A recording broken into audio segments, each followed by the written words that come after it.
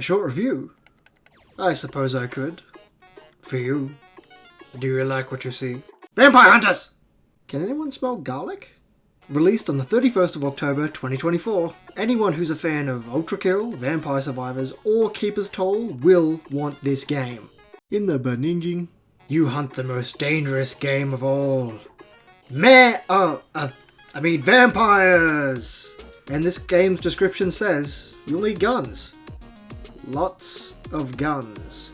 We're pro gamers in this house! Vampire Hunter's main game doesn't differ dramatically from other roguelite bullet hells, but what makes it special lies in the finer details, like being first person and letting you carry up to, holy crap, 14 different weapons at once. More games need to do this.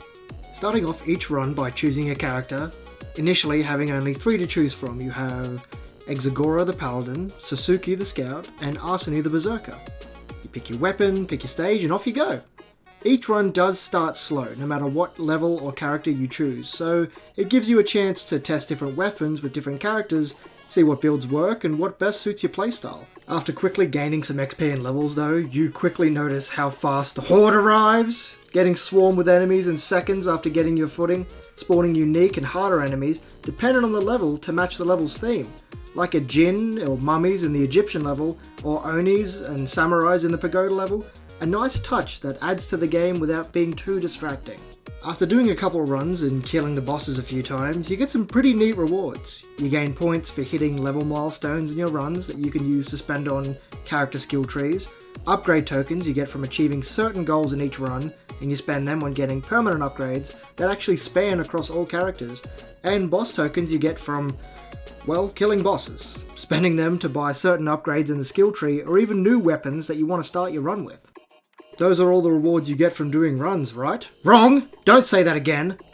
You also unlock constellations from hitting certain milestones that you can activate to give you a passive buff but also a debuff depending on which one you pick. Choose wisely now, Hunter. Boom, bap, dip, bap, bap. The soundtrack to this game does sound a lot like Ultra Kill, not so much copying, but more like homaging. Fast-paced, upbeat, and trying to make you feel like the swarming and looming risk of endless enemies are right there in front of you. Any chips at the bottom of this bag? Having a collection menu is something I love to see in any game, but this game goes above and beyond with it. Having 4 separate menus to check out, which upgrades you've seen, which weapons you've used, the constellations you've achieved, and even a bestiary if you want a closer look at those monsters you've been up against, since most of the time you only get to see them for about a half second before they explode. Other than that, there's actually also an achievement menu that's useful for your gameplay. Achievements being what unlock new level and characters. The achievement menu not only telling you how to unlock them, but what you get when you do unlock them. Vampire Hunter is a game that finally breaks the mold of these roguelike bullet hell swarmed by enemy games you see being brought out by the dozen.